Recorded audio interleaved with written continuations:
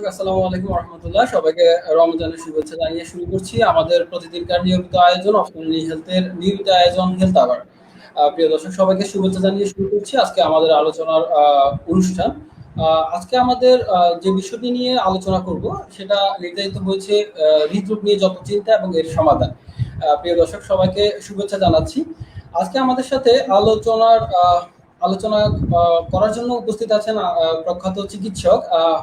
Sir শুধুমাত্র প্রখ্যাত চিকিৎসক না, উপমহাদেশের অন্যতম বিখ্যাত cardiologist professor doctor Baren Chakraborty, senior consultant cardiologist Labaid cardiac hospital. Sir আপনাকে অপশনালি হেলথের নিয়মিত আয়োজনে আপনাকে স্বাগত জানাচ্ছি। আসসালামু আলাইকুম।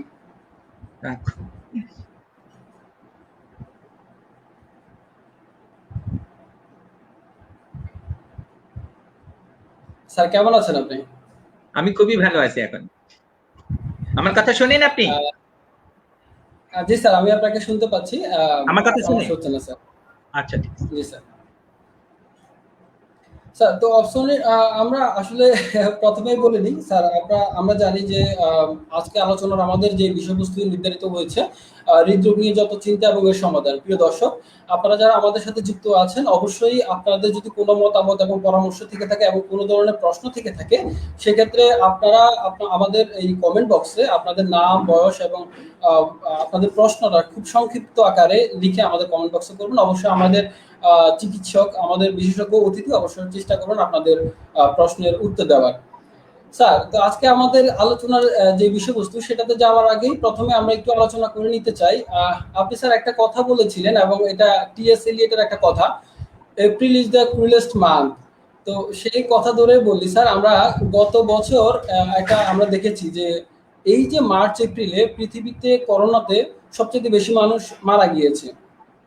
এই বছর 2021 সালে আমরা এখনো দেখতে পাচ্ছি যে এই মার্চ এপ্রিল মাসে গত মাসের শেষ দিক থেকে আমাদের দেশে করোনার রেটটা হচ্ছে বেড়ে গেছে এবং মৃত্যুর সংখ্যাও সেই দিক থেকে পাল্লা দিয়ে বাড়তেছে, যেটা আপনি জানেন স্যার। আজকে আমি যদি করোনার আপডেটটা বলি আপনাকে একটু স্যার, আমাদের দর্শকদের উদ্দেশ্যে, আজকে আমাদের দেশে সর্বমোট মৃত্যুর সংখ্যা 101 ছাড়িয়েছে। এই প্রথম আমরা হচ্ছে 100 জনের মাইল ফলকটা ক্রস করেছি। এ নিয়ে মোট মৃতের সংখ্যা প্রায় 10,182 জন এবং আজকে মোট আক্রান্তের সংখ্যা প্রায় 5,694 জন। এ নিয়ে মোট আক্রান্তের সংখ্যা প্রায় 6,29,008 জন। তো স্যার আপনি যে কথাটা বলেছেন এপ্রিল ইজ দ্য ক্রুয়েলেস্ট মান্থ, তো স্যার আমরা আসলে কি এটাই ধরে নিব যে এপ্রিল মাসে আসলে এই করোনার প্রকোপটা বাড়বে এবং এটা আসলে থেকেই যাবে সব সময়ের জন্য? স্যার আপনার মতামত আশা করছি। আসলে আমার ওই লেখাটা ইনফ্যাক্ট টিএস এলিয়টের ওই লেখাটা একটা ফুল নিয়ে, একটা ফুলের কথা বলে, এপ্রিল ইজ দ্য ক্রুয়েলেস্ট মান্থ। এই কথাটা আমি টেলিভিশনে একবার বলছিলাম। এটা ওয়েস্টল্যান্ডে 1905 সালে লেখা একটা কবিতার একটা বিখ্যাত লাইন। তো আসলে এটা একটা কাকতালীয় ভাবে গত বছরও এই এপ্রিল মে, এবারও এপ্রিলের শুরুতে, মানে এপ্রিল সবচেয়ে খারাপ মাস হিসাবে আসছে। তবে এটা থাকবে না, কারণ আমরা পৃথিবীতে যতগুলা প্যান্ডেমিকই দেখি না কেন, সেটা যে কি বলে ফার্স্ট ওয়ার্ল্ড ওয়ারের সময় যে শুরু হয়েছিল 1917-18, সেটাও 2-3 বছরের বেশি স্থায়ী থাকে না, আলটিমেটলি এটা চলে গেছে। তো আমার মনে হয় এটা আমরা কি বলে একটু অসাবধানতার জন্য এটা বেড়ে গেল। এবং কি বলে ইন্ডিয়া এবং বাংলাদেশের মধ্যে আমার ধারণা যে আমরা এতটা সেলফ কমপ্লেসেন্টে ভুগছিলাম যে বোধহয় পার পেয়ে গেলাম। এই যে অসতর্কতার জন্য হঠাৎ করে বেড়ে গেছে। তো এপ্রিলের সাথে এটার অমন কোনো যোগাযোগ নাই, এটা কাকতালীয় ভাবে আসলে মিলে গেছে যে এপ্রিল মাসে ওই টিএস এলিয়টের কবিতার মতো হয়ে গেছে। তো এটা আমার মনে হয় থাকবে না। তো ওই যে সবকিছু ভেঙে পড়ার মতো অবস্থা যে এপ্রিল মাসে, তো এপ্রিল মাসের সাথে এটা কোনো সম্পর্ক নাই। এটা আসলে একটা কবিতার লাইনের সাথে যুক্ত। খুব সম্ভবত এটা থাকবে না, এটা চলে যাবে আস্তে আস্তে। আপনি যদি দেখেন আজকে মারা গেছে ঠিকই 101 জন, কিন্তু দেখেন কি বলে ইনফেকশাস রেট কিন্তু কমে গেছে। কারণ আজকে কিন্তু 4,000-এর মধ্যে আছে, 7,000, 6,000, 5,000, 4,000। আজকে যারা মারা যাচ্ছে তারা কিন্তু এফেক্টেড হয়েছে বেশ আগে, হয়তো বা 15 দিন 16 দিন আগে এফেক্টেড হয়েছে, এরা এখন মারা যাচ্ছে। কিন্তু আমাদের কি বলে কেসের যে ডিটেকশন রেট অনেকটাই কমে গেছে গত 4-5 দিনের মধ্যে। হয়তোবা যদি লকডাউন আরেকটু যদি হয় কি বলে এক্সটেন্ডেড হয় তাহলে হয়তো এটা আরো কমে যাবে, কিন্তু মানুষের সচেতনতা সাংঘাতিক ইম্পর্টেন্ট এটার কারণে। স্যার অসংখ্য ধন্যবাদ আমাদের দর্শকদের উদ্দেশ্যে এত সুন্দর করে বলে দেওয়ার জন্য। প্রিয় দর্শক, আজকে আমাদের এই আলোচনা অনুষ্ঠানে আছেন প্রখ্যাত cardiologist professor Baren Chakraborty sir. আপনাদের যদি কোনো প্রশ্ন থেকে থাকে সেক্ষেত্রে আপনারা নাম এবং বয়সটা উল্লেখ করে সংক্ষেপে আপনার প্রশ্নটি আমাদের কমেন্ট বক্সে করতে পারেন। স্যার, আমরা একটা কথা শুনতে পাচ্ছি যে এই যে করোনা ভাইরাসটা এখন আবার বেড়ে যাচ্ছে, সেটা অনেকে বলছে স্যার ইউকে ভ্যারিয়েন্টের জন্য, অনেকে আবার বলছে যে আফ্রিকান ভ্যারিয়েন্টের জন্য। তো এটা কি স্যার আসলে ভ্যারিয়েন্টের জন্য শুধুমাত্র দায়ী, নাকি আমাদের অসাবধানতাই অনেকটাই দায়ী এই আপসার্জের জন্য বা বেড়ে যাওয়ার জন্য? আসলে আপনার এই দুটাই ঠিক, একটার জন্য এটা হয়নি। কারণ আপনি হয়তোবা খেয়াল করছেন যে ইভেন টেলিভিশনের বিভিন্ন জায়গাতেও গত 1-1.5 মাস আগে এমন ভাবে বলা হচ্ছিল যে আমরা বোধহয় পার পেয়ে গেছি। অ্যাকচুয়ালি এপিডেমিওলজিক্যালি যদি কি বলে ডিটেকশন রেট যদি 3%-এর নিচে নেমে যায়, তাহলে কিন্তু বলা হয় যে জিনিসটা প্রায় চলেই গেল, এবং সেই অবস্থাতে আমরা চলেই গেছিলাম। কিন্তু সেই অবস্থাতে চলে যাওয়ার পরে হঠাৎ করে জিনিসটা বেড়ে গেল, এটা আমাদের অসাবধানতা। আপনি যদি চেয়ে দেখবেন যে গত 1.5-2 মাস আগে কক্সবাজার, কুয়াকাটা এই সমস্ত পর্যটন কেন্দ্রগুলোতে, কমিউনিটি সেন্টারগুলোতে বিয়ের অনুষ্ঠান, বইমেলা এবং ধর্মীয় অনুষ্ঠানগুলো এমন ভাবে বেড়ে গেল যে হঠাৎ করে সার্জ হয়ে গেল, এবং এর কারণে কিন্তু করোনা হঠাৎ করে ছড়িয়ে গেল। এটা আমাদের করোনা সম্পর্কে একটা ইম্পর্টেন্ট জিনিস, করোনা মানুষকে ছাড় দেয় কিন্তু ছেড়ে যায় না খুব তাড়াতাড়ি। সুতরাং এটাকে আমরা ছাড় দেওয়ার সময় আমরা অত্যন্ত অসতর্ক হয়ে গেলাম, এবং এই অসতর্ক মুহূর্তে এটা আবার আমাদের জেকে বসলো। দ্বিতীয় ঘটনাটাও খুব ইম্পর্টেন্ট। কনভেনশনাল যে করোনা ভাইরাসটা ছিল, সেই করোনা ভাইরাসের এগেইনস্টে অনেক কিছু আমরা করতে পারতাম, কিন্তু হঠাৎ করে দেখা গেল দুটা ভেরিয়েন্ট, ইউকে ভেরিয়েন্ট আর একটা হলো সাউথ আফ্রিকান ভেরিয়েন্ট এসে জুটে গেল। আপনি যদি দেখেন বাংলাদেশের করোনা সিনারিও, আইসিডিডিআরবি তে গত 15-16 দিন আগেই একটা জেনোম টেস্টের রেজাল্ট বেরিয়েছে, সেটা দেখা গেছে তারা 57 জেনোম টেস্ট করছে, তাতে দেখা গেল 80% south African variant. UK variant কমে গেছে, সাউথ আফ্রিকান ভেরিয়েন্টটা বেড়ে গেছে। কিন্তু এর আগের যদি ডাটা দেখেন সর্বোচ্চ ছিল 64%, কিন্তু গত 1-1.5-2 সপ্তাহের ভিতরে এটা বেড়ে গেল 82%। কারণ প্রবলেম হলো এই সাউথ আফ্রিকান ভেরিয়েন্টটা একটু অ্যাগ্রেসিভ, কারণ এর যে কি বলে এপিডেমিওলজি ক্যারেক্টার অনেক ডিফারেন্ট। আমরা জানতাম যে অন্যান্য করোনাতে মেয়েরা বেশি কম আক্রান্ত হয় এবং মেয়েদের মধ্যে মর্টালিটিও কম, কিন্তু ছেলেদের বেশি, বাচ্চাদের এবং যারা কম বয়সী তাদের মধ্যে কম হয়, mortality around 1%, 1 to 2% like that. কিন্তু এখন দেখা যাচ্ছে মেয়েরাও বেশি আক্রান্ত হচ্ছে, মেয়েদের মর্টালিটিও বেড়ে যাচ্ছে, এবং এরা কম বয়সীদের লোকদের মধ্যেও এটা হচ্ছে। এটা কিন্তু সাউথ আফ্রিকান ভ্যারাইটির একটা ক্রাইটেরিয়া। সুতরাং এইটাও একটা কারণ। সুতরাং দুইটাই আমাদের সামাজিক অসাবধানতা, আমরা হঠাৎ করে একেবারে বেহুশের মতো কাজ করছিলাম, আমরা কি বলে স্বাস্থ্য সচেতন ভাবে কাজ করিনি। দ্বিতীয়ত এই সাউথ আফ্রিকান ভেরিয়েন্টটা এসে আমাদেরকে আরো বিপদে ফেলে দিছে। কিন্তু সেটা সাউথ আফ্রিকান ভেরিয়েন্ট হোক, ইউকে ভেরিয়েন্ট হোক, আর কনভেনশনাল করোনা ভাইরাসই হোক, কিন্তু এদের থেকে দূরে থাকার উপায় কিন্তু একই, ওই মাস্ক, ওই হাত ধোয়া যেভাবে করা যায় তো সেভাবেই করতে হবে। কিন্তু এটা আমার ধারণা, মানুষ যদি গণসচেতনতা যদি বেড়ে যায় এবং আমরা যদি কি বলে চিকিৎসার প্রটোকলে যদি আমরা সজাগ থাকি, তাহলে আমার মনে হয় এটা পারা যাবে। কিন্তু আপনি যে বলছেন যে শুধু অসাবধানতার জন্য, এটা হয়নি, ভেরিয়েন্টের জন্য হয়েছে নিঃসন্দেহে, কারণ এটা তো জেনোমই আলাদা, এর জন্য হয়তো বা দুইটা কারণেই আমাদের মধ্যে করোনা হঠাৎ করে বেড়ে গেছে। ধন্যবাদ স্যার। আপনার কথার সাথে মিলিয়ে বলতে চাই যে করোনা আসলে আমাদেরকে ছেড়ে যাবে না, আমাদের সাবধানতা অবলম্বন করতে হবে, নিয়মিত সরকারি নির্দেশনা মেনে চলতে হবে। স্যার, এরপর প্রশ্ন আমরা যদি যাই, আমরা জানি যে বাংলাদেশে প্রায় 5 মিলিয়ন পিপল এখন পর্যন্ত হচ্ছে ভ্যাকসিন নিচ্ছে বা নেওয়ার পথে আছে। তো সেক্ষেত্রে অনেক বিশেষজ্ঞ বলে যাচ্ছেন, যা তারা মতামত পোষণ করতেছেন যে এই যে ভ্যাকসিনটা নতুন কোনো ভ্যারিয়েন্টের বিরুদ্ধে কাজ করতেছে না। তো এই ব্যাপারে স্যার আপনার মতামত কি স্যার? আসলে ভ্যাকসিন কাজ করছে না এটা সর্বৈব কিন্তু সত্যি কথা না। কারণ আপনি যদি দেখেন কনভেনশনাল যে ভ্যাকসিন বা করোনা ভাইরাস ছিল সেই স্ট্রেনের বিরুদ্ধে আমরা তো রেজাল্ট জানি, আমরা এই শেয়ার কে বলে মডার্নার রেজাল্ট জানি, আমরা ফাইজারের রেজাল্ট জানি, আমরা জনসন এন্ড জনসনের রিপোর্ট জানি, আমরা অ্যাস্ট্রাজেনিকার রিপোর্ট জানি। কিন্তু যেটা নাকি কনভেনশনাল ভাইরাস, তার বিরুদ্ধে কিন্তু ফাইজার এবং কে বলে মডার্না অলমোস্ট 90% প্লাস ছিল, যদিও অ্যাস্ট্রাজেনিকাটা 70 to 80% ভিতরে ছিল। কিন্তু এখন দেখা যাচ্ছে যে সাউথ আফ্রিকান ভ্যারাইটির বিরুদ্ধেও এগুলা কাজ করবে না, এই কথাটা ঠিক না। কারণ ফাইজার বলে দিচ্ছে, ফাইজারের যে ভ্যাকসিন, মডার্নার যে ভ্যাকসিন, সেই ভ্যাকসিন যে কে বলে সাউথ আফ্রিকান ভ্যারাইটির বিরুদ্ধে অন্তত 70% কার্যকর, 70 থেকে 80% কার্যকর। তবে আমাদের দুর্ভাগ্য হলো আমরা ফাইজার মডার্না বাংলাদেশে আমরা কেউ পাই নাই। ফাইজার পাই নাই এটা রক্ষণের ইসের জন্য, মডার্না আমরা পাই নাই এটার দামের জন্য। দুইটা কারণে, কারণ ফাইজারেরটা রক্ষণ করা খুবই মুশকিল, কারণ এটা অত্যন্ত আলট্রা কোল্ড সিচুয়েশনে রাখতে হয়, যেটা আমাদের দেশে সম্ভব না মাস স্কেলে, এবং মডার্নার দাম অনেক বেশি, এটা আমরা পারি নাই। কিন্তু আমাদের নির্ভর করতে হচ্ছে একমাত্র অ্যাস্ট্রাজেনিকার উপরে। আপনি যদি দেখেন যে কারেক্ট অ্যাস্ট্রাজেনিকা কোভিশিল্ড, যেটা নাকি আমাদের ইয়ে থেকে সাপ্লাই হয়েছে, ইন্ডিয়া থেকে সাপ্লাই হয়েছে কোভিশিল্ড। এখন অ্যাস্ট্রাজেনিকা আপনি যদি গত মাসের নিউ ইংল্যান্ড জার্নাল অফ মেডিসিনের একটা ইম্পর্টেন্ট লেখা দেখেন, ইজ ভেরি ইম্পর্টেন্ট লেখা, সাউথ আফ্রিকা থেকে যেটা পাবলিশ হয়েছে, সেটাতে স্পষ্ট করে বলা আছে AstraZeneca vaccine possibly the least effective against South African variety. সেখানে দেখানো হয়েছে সাউথ আফ্রিকা স্টাডিতে যে অ্যাস্ট্রাজেনিকা ভ্যাকসিন মাত্র 10.4% কার্যকর সাউথ আফ্রিকান ভ্যারাইটির বিরুদ্ধে। কিন্তু ওই লেখাটা যদি আপনি সম্পূর্ণ পড়ে যান তাহলে কিন্তু আপনার ভিতরে কিন্তু আশার সঞ্চার হবে। কি আশার সঞ্চার হবে?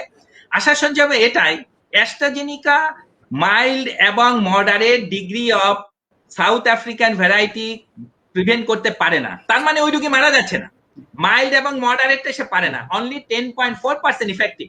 আচ্ছা, বেশি ইফেক্টিভ কম্পেয়ার টু প্লেসেবো। কিন্তু আপনি যদি দেখেন ওরা ওই একই রিপোর্টে লিখছে অ্যাস্ট্রাজেনিকার ভ্যাকসিন মিসে কিন্তু মারা গেছে অথবা আইসিইউতে ঢুকছে, একটাও তারা কেস দিতে পারে না। তার মানে অ্যাস্ট্রাজেনিকা ভ্যাকসিন সাউথ আফ্রিকান ভ্যারাইটির বিরুদ্ধে সেটাকে সে প্রিভেন্ট করতে পারে না, সিমটোম্যাটিক করোনা প্রিভেন্ট করতে পারে না, কিন্তু knocking the door of ICU death say prevent করতে পারে। এটা কিন্তু আশার ব্যাপার। তার মানে আমরা যারা অ্যাস্ট্রাজেনিকার ভ্যাকসিন নিব, করোনা আমাদের হবে না এটা নিশ্চিত বলা যাবে না, আমাদের হবে, কিন্তু যদি হয় সেটা মাইল্ড এবং মডারেট ডিগ্রি হবে, সেটা সিভিয়ার পর্যায়ে যাবে না, এবং পসিবলি আমাদেরকে আইসিইউ পর্যন্ত দৌড়াতে হবে না, অথবা আমরা মারাও যাব না। এটা একটা সুখবর। সুতরাং কোন ভেরিয়েন্টের বিরুদ্ধে ভ্যাকসিন ঠিক না, এটা তো একেবারে পেসিমিস্টিক কথা। নিঃসন্দেহে কাজ করবে, কারণ আমরা তো মরতে চাই না, আমরা তো বেঁচে থাকতে চাই। ইনফ্লুয়েঞ্জা হলে আমাদের, ইনফ্লুয়েঞ্জাও তো আমাদের হয়, আমরা কি সবাই মরে যাই? ইনফ্লুয়েঞ্জা হলে তো নিউমোনিয়া হয়, তো আমরা কি মরে যাই? তা তো আমরা মরি না। যদি সেরকম যদি হয়, তাই না, এরকম যদি হয় তাহলে আমাদেরকে ভালো হবে, মানে আমাদের ভ্যাকসিন আমাদেরকে বাঁচাবে, এতে কোনো সন্দেহই নেই। অসংখ্য ধন্যবাদ স্যার আমাদের দর্শকদের উদ্দেশ্যে এত সুন্দর করে এবং খুব সংক্ষেপে বলার জন্য। স্যার আমরা জানি যে সংযমের মাস রমজান চলছে, আমরা মুসলিম অধ্যুষিত কান্ট্রি, তো সেক্ষেত্রে এই দেশের ধর্মপ্রাণ মুসলমানরা সবসময় রোজাকে কেন্দ্র করে তাদের মধ্যে একটা উৎসব আনন্দ সবসময় বিরাজ করে। তো আমাদের দর্শকদের মধ্যে বা আমাদের দেশের মানুষের মধ্যে অনেকেই দেখা যায় বিভিন্ন রোগে আক্রান্ত থাকে, তো এর মধ্যে হৃদরোগের সংখ্যা অন্যতম। স্যার এই হৃদরোগ এবং রোজা নিয়ে যদি আপনার গুরুত্বপূর্ণ মতামত বলেন স্যার। হৃদরোগীরা কি আসলেই রোজা রাখতে পারবে কিনা, মূলত স্যার প্রশ্নটা হচ্ছে এটা। কোনো প্রবলেম নাই, রোজার সাথে হৃদরোগের কোনো সম্পর্ক না, রোজা রাখতে পারবে হৃদরোগের সব রোগীরা। তবে কিছু কিছু রোগের ক্ষেত্রে একটু প্রবলেম। কি প্রবলেম? অনেকে ডায়াবেটিক নাই, যাদের হার্ট ফেলিউর আছে, ডায়াবেটিক নেয়, যারা ডায়াবেটিক নেয় এমন পেশেন্ট আছে যাদেরকে ডায়াবেটিকের দুপুরের ডোজটা যদি সে না খায় তাহলে তার সিমটম কন্ট্রোল করা অত্যন্ত কঠিন। যদি এরকম যদি অবস্থা হয় তাহলে কিন্তু ওই পেশেন্ট রোজা রাখতে পারবে না। কিন্তু নর্মাল একটা মানুষ, হৃদরোগ আছে, মনে করেন তার ভালভে অসুখ আছে, তার স্টেন্ট লাগানো আছে, তার বাইপাস করা আছে, তার যা ইচ্ছে তাই থাক, তাতে কিছু যায় আসে না, তো পেশেন্ট রোজা রাখতে পারবে। Fasting is not at all contraindicated, patient নিতে পারবে। কিন্তু প্রবলেম হলো আমরা একটা জেনারেলাইজড একটা জিনিস বলি যে ক্লাস 3-4 ডিসনিয়া, তার মানে পেশেন্ট সাধারণ কাজ করতে গেলেই শ্বাসকষ্ট হয়। আরেকটা জিনিস হলো এখন রোগীরা অত্যন্ত জ্ঞানী, রোগীরা নিজেরাই তাদের হার্টের অবস্থা জানে। ইউজুয়ালি যাদের হার্টের ফাংশন 25-30% এর নিচে থাকে তাদের পক্ষে 12 ঘন্টা 14 ঘন্টা, কারণ ইউজুয়ালি 12 থেকে 14 ঘন্টা হয়, আবার কখনো কখনো কোনো দেশে এটা 14 থেকে 20 ঘন্টা পর্যন্ত রোজা হয়। এটা ডিপেন্ড করে যে কোথায় আছেন আপনি, ইকুয়েটরে আছেন না কোথায় আছেন, ইস্টে না ওয়েস্টে। কিন্তু যে সমস্ত পেশেন্টের কনজেস্টিভ হার্ট ফেলিউর অথবা হার্ট ফেলিউর সাংঘাতিক প্রমিনেন্ট, তাদের জন্য, যাদের ইজেকশন ফ্র্যাকশন মানে হার্টের পাম্পিং ফ্র্যাকশন 25-30% এরও নিচে, তাদের পক্ষে মানে রোজা রাখা, ফাস্টিং রাখা একটু মুশকিল, কারণ তাদের ওষুধ খেতে হয়, তাদের পানির ঝামেলা, এর জন্য আমরা তাদেরকে ডিসকারেজ করি। তাছাড়া হৃদরোগীদের জন্য রোজা রাখা কোনো অসুবিধা নাই, সব রোগী নিতে পারবে। আমি যে পর্যায়ে রোগীর কথা বললাম তাদের সংখ্যা খুবই সীমিত এবং খুবই কম, সুতরাং খুব কম মানুষই আছে হৃদরোগ নিয়ে নিতে পারবে না, কে বলে রোজা রাখতে পারবে না, পারবে রোগী রোজা রাখতে। ধন্যবাদ স্যার। এই যে আমরা হৃদরোগ নিয়ে বিভিন্ন কথা বলছি, আমরা অনেক সময় বলে থাকি বা পড়ে থাকি বিভিন্ন সংবাদ মাধ্যমে হৃদরোগের সংখ্যা বাড়ছে, বা আসলে হৃদরোগ জিনিসটা কি, আমাদের দর্শকদের উদ্দেশ্যে যদি খুব সংক্ষেপে এবং বুঝিয়ে বলেন যে হৃদরোগ কোনটা এবং তারা কিভাবে বুঝবে যে এটাই আসলে তাদের হৃদরোগ। ও আপনি যত বড় প্রশ্ন ধরছেন, এটা তো অনেকটা মসলিন কাপড়কে একটা ম্যাচ ব্যাক্সে ঢোকানোর মতো অবস্থা।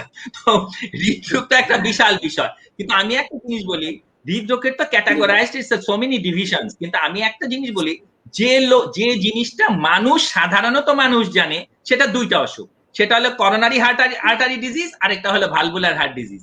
ভালভে হার্ট ডিজিজ যেটা হয় সেটা হলো ছোট বয়সে হয়, সাধারণত ইয়াং এজে হয় যাদের ভালভে অসুখ থাকে। কিন্তু আমরা যেটা নিয়ে চিন্তিত সেটা হলো করোনারি হার্ট ডিজিজ, মানে যে অসুখ থেকে হার্টে, আমরা জানি যে হার্টের প্রধান ধমনী রক্ত সরবরাহ করে শিরা হলো দুটা, একটা হলো right coronary artery, left coronary artery, কিন্তু লেফট করোনারি আর্টারির আবার দুইটা প্রধান ভাগ আছে।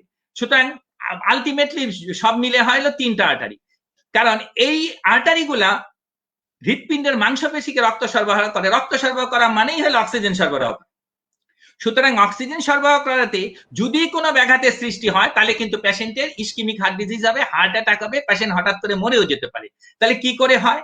রক্তের কোলেস্টেরলের বিষয়গুলা, এলডিএল কোলেস্টেরল যেটা খারাপ কোলেস্টেরল, সেটা করে কি এই করোনারি আর্টারি গুলোর শ্লেষ্মিক ঝিল্লির উপর ছোট ছোট কি বলে প্লেক তৈরি করে। প্রথমে স্টিক হয়, পরে প্লেক হয়, পরে বড় ধরনের ওখানে যে নলটা থাকে সেই নলটার ভিতরটা বন্ধ করে দেয়, এটাকে বলে করোনারি আর্টারি ডিজিজ। এইটাই হলো আমরা যে হৃদরোগ বলে বলি সেটাকে সাধারণত এটাই বলি। এটা দুই ভাবে আসে, একটা প্রকট আর একটা ক্রনিক। প্রকট মানে হলো হার্ট অ্যাটাক নিয়ে যেটা হাসপাতালে ভর্তি হয়, তখন কি হয়, ওটা ঝিল্লিটা হঠাৎ করে ছিঁড়ে যায়। ইউজুয়ালি যারা সিগারেট খায়, যাদের আনকন্ট্রোল ডায়াবেটিস থাকে, হঠাৎ করে পর্দাটা ছিঁড়ে যায়, ওই নালীটা সম্পূর্ণ বন্ধ হয়ে যায়, তখন হার্ট অ্যাটাক নিয়ে সে হাসপাতালে ভর্তি হয়। আরেকটা হলো ক্রনিক হার্ট ডিজিজ, মানে ক্রনিক করোনারি সিনড্রোম, সেটা আবার আলাদা জিনিস। সেটা কি হয়, পেশেন্ট হাঁটতে গেলে বুক ব্যথা করে, পেশেন্ট দোতলায় তিনতলায় উঠতে গেলে হাত ব্যথা করে, পেশেন্ট কোনো এক্সারশনাল কাজ করতে গেলে বুক ব্যথা করে। সুতরাং করোনারি আর্টারি ডিজিজের দুইটা সিনিয়র, একটা হলো অ্যাকিউট মানে প্রকট, আর একটা হলো ক্রনিক, সে অনেক দিন থেকেই ভুগছে। এইটাই আমরা হৃদরোগ বলে বুঝি। তো আমাদের হৃদরোগের কথা হলো যে হৃদরোগ সাধারণত হয় হলো, আমরা যেটা বলি, আমি ভালভ নিচ্ছি না, ভালভ কিন্তু রিম্যাটিক হার্ট ডিজিজের সাথে সম্পর্কিত। আমরা যে করোনারি আর্টারি ডিজিজ বলি, হার্টের যে তিনটা ধমনী, প্রধান ধমনী আছে, সেই শিরাগুলাতে যদি আপনার রক্ত সরবরাহ বাধাগ্রস্ত হয় কোলেস্টেরলের জন্য, সেটাই করোনারি হার্ট ডিজিজ। এবং আমরা যে হার্ট ডিজিজ বলি সেটা এইটাই হার্ট ডিজিজ। হ্যাঁ স্যার, ধন্যবাদ স্যার। আশা করি আমাদের দর্শক, যেটা বলছিলেন স্যার, হৃদরোগটা আসলে বিশাল বড় চ্যাপ্টার, আশা করি আমাদের দর্শকরা বুঝতে পেরেছে সাধারণভাবে। স্যার, আমরা কি একটা প্রশ্ন নিব স্যার? এই যে এখানে একটা প্রশ্ন দেখছি, how covid produce heart related problem, please discuss in brief. Mostafizur Rahman লিখেছেন, how covid produce heart related problems, please discuss in brief please sir. এটা অত্যন্ত একাডেমিক কোশ্চেন, মানে সাধারণ মানুষকে বোঝানো খুব মুশকিল। আচ্ছা, তারপরে আমি বলি যে কোভিড আমাদের কি বলে ল্যাবের কার্ডিয়াক জার্নালে আমি এই সাবজেক্টের উপরে আমরা একটা লেখা ছাপছি, দিস ইজ দ্য থিং। আচ্ছা, এখন হার্ট কি করে হয়? হার্টের সাথে কিন্তু কোভিড এর কোনো সম্পর্কই নাই, হার্ট এটা ঢুকে লাংসের ভিতরে, তাহলে হার্ট কি করে আসলো? আচ্ছা, একটা জিনিস মনে রাখতে হবে আমাদের, কোভিডে যারা নাকি মারা যাচ্ছে তাদের বিরাট অংশ হার্ট ক্ষতিগ্রস্ত হয়ে মারা যাচ্ছে, এবং বিদেশে এটা রিপোর্ট হয়েছে। তাহলে কোভিড ভাইরাস, যে করোনা ভাইরাস কি করে হার্টকে ধরবে? দুভাবে। কি করে করে? দুভাবে কি হয়, হার্টকে সে সরাসরি ধরতে পারে ডাইরেক্টলি এবং ইনডাইরেক্টলি। ইনডাইরেক্টলি সে কি করে করে, আমি প্রথমে আসি ইনডাইরেক্টলি, পরে আসি আমি ডাইরেক্টলি। ইনডাইরেক্টলি কি করে, একটা পেশেন্টের যখন নাকি কোভিড করোনা ভাইরাস দিয়ে আক্রান্ত হয়, তখন কি হয়, তার জ্বর হয়, তার নিউমোনিয়া হয়। তাহলে এটা কি হয়, জ্বর এবং নিউমোনিয়া যখন হয়, it creates extra burden on the heart. তাহলে কি করে, তখন হার্ট রেট বেড়ে যায়, হার্টের লোড বেড়ে যায়, এটাকে বলে একটা সেকেন্ডারি কি বলে ফেনোমেনা। এতে কি হয়, হৃৎপিণ্ডের অক্সিজেন সরবরাহ বাড়তে হয়, কিন্তু বাড়বে কি করে, যার নাকি অলরেডি হার্টে অসুখ আছে, তার যার অলরেডি হার্টে ব্লক আছে, যার বাইপাস করা আছে, তারা যখন নাকি নর্মাল আছে তারা খুব ভালো আছে, কিন্তু যখনই তার করোনাতে হার্ট রেট বেড়ে গেছে, হার্টের ওয়ার্কলোড বেড়ে গেছে, তখনই তাদের হার্ট ফেল হয়। আরেকটা কি হয়, সেকেন্ডারি ইস্কিমিয়া। কারণ একটা মানুষের হার্ট বিট যদি 60 থেকে 70-80-র ভিতরে থাকে, যে অক্সিজেন তার লাগে, তার হার্ট রেট যদি 130 হয়ে যায়, অক্সিজেন তো ডাবল হয়ে যাবে, তখন সেই অক্সিজেন সে পাবে কোথা থেকে? এটা হলো সেকেন্ডারি ইসকিমিয়া, এবং অনেক সময় সেকেন্ডারি এমআই পর্যন্ত হয়। তাহলে সেকেন্ডারি মায়োকার্ডিয়াল ইনফাকশন মানে হার্ট অ্যাটাকের একটা ইসকিমিয়ার একটা প্রধান কারণ হলো secondary phenomena due to lack of oxygen supply, এবং ল্যাক অফ অক্সিজেন সাপ্লাইটা আসছে হলো জ্বরের জন্য, নিউমোনিয়ার জন্য, হার্ট রেট বেড়ে যাওয়ার জন্য। This one is the secondary one. আচ্ছা, প্রাইমারিলি কি করে সে হার্টকে ধরে করোনা? আমি যেটা বুঝালাম সেটা হলো সেকেন্ডারি, মানে হার্ট রেট বেড়ে গেছে, তারপর ওয়ার্কলোড বেড়ে গেছে। আগে সে ভালো ছিল, একটা লোক মনে করেন কচু পাতার উপরে জলের মতো, সে এখন ভালোই আছে, কিন্তু যখনই সে স্ট্রেসে পড়ে সে আর নাই। ঠিক সেরকম ভাবে হার্টে অসুখ হয়। কিন্তু সবচেয়ে ইম্পর্টেন্ট যেটা সবাই জানতে চাবে যে করোনা কি করে হার্ট ধরে। একটা জিনিস, corona myocarditis is a important issue. কি করে? করোনা ভাইরাস মায়োকার্ডাইটিস করে। নিউমোনিয়া থেকে এই ভাইরাস যে মায়োকার্ডিয়ামের সেল, যেটা নাকি হার্টের মাংসের যে কোষগুলা, এই কোষগুলাকে সরাসরি আক্রমণ করে। প্রথমে বলা হয়েছিল যে করোনা ভাইরাস থেকে মাত্র 5% কেসে, মাত্র, আচ্ছা করোনার যদি আমি সিনারিওটা বলি, 80% লোকের কোনো চিকিৎসাই লাগে না, বাসায় বসে ছোটখাটো চিকিৎসা করলে সে ভালো হয়ে যায়। 20% লোকের হাসপাতালে অ্যাডমিশন লাগবে, 5% লোকের আইসিইউ লাগবে, এবং এই 5% লোকের মধ্যে মায়োকার্ডাইটিস দেখা যায়। মায়োকার্ডাইটিসটা কি?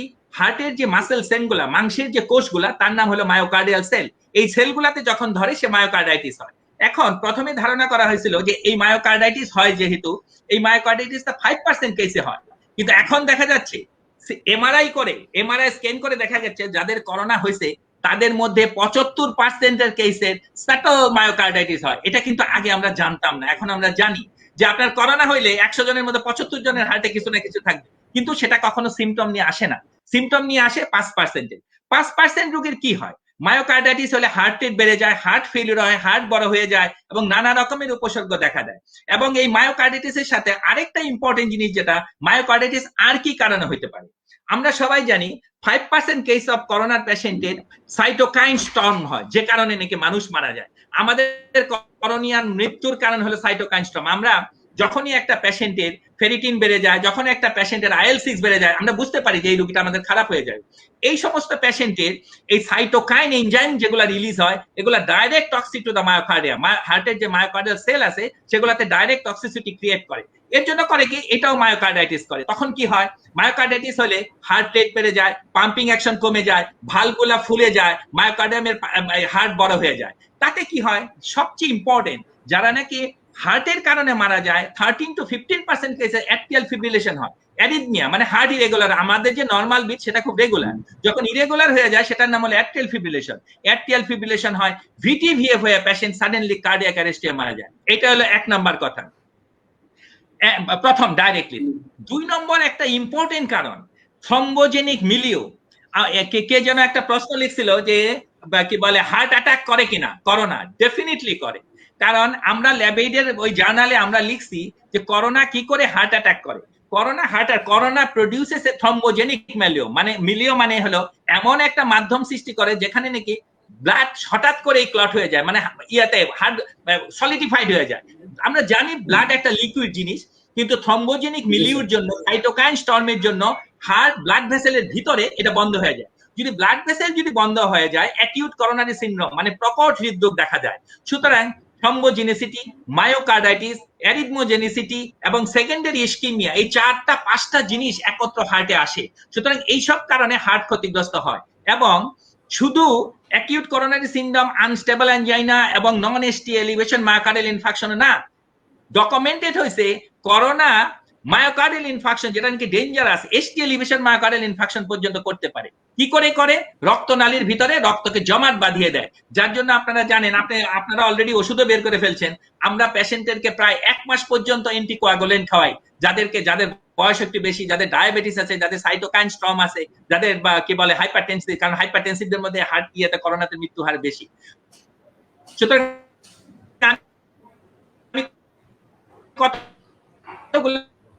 তিনটা ইম্পর্টেন্ট ইস্যু যে হার্টের জন্য, একটা হলো secondary ischaemia due to tachycardia myocardial. জি স্যার।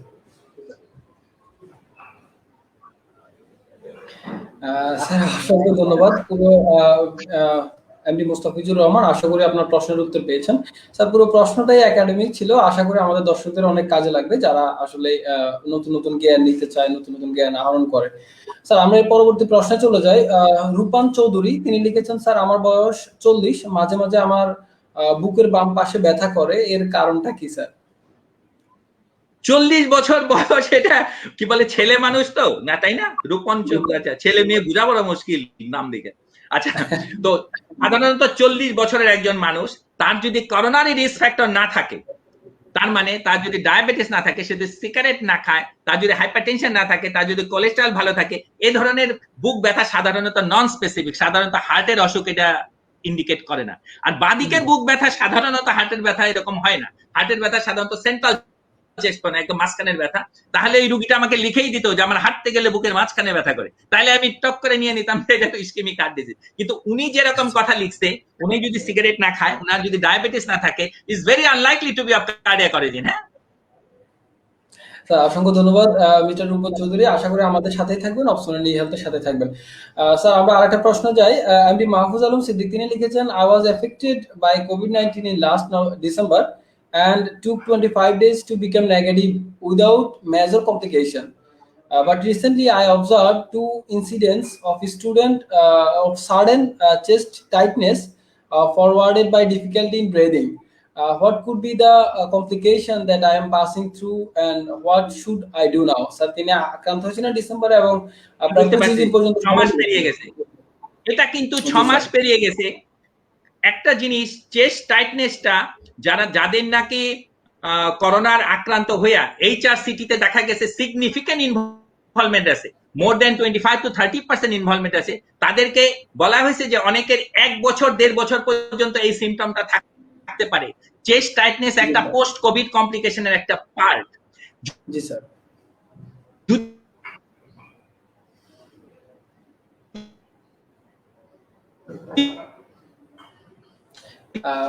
পোস্ট কোভিড কমপ্লিকেশনের পার্ট হয়, তাহলে এটা আস্তে আস্তে চলে যাবে, এটা ডাজন্ট নিড এনি ট্রিটমেন্ট। সাধারণত fibrosis,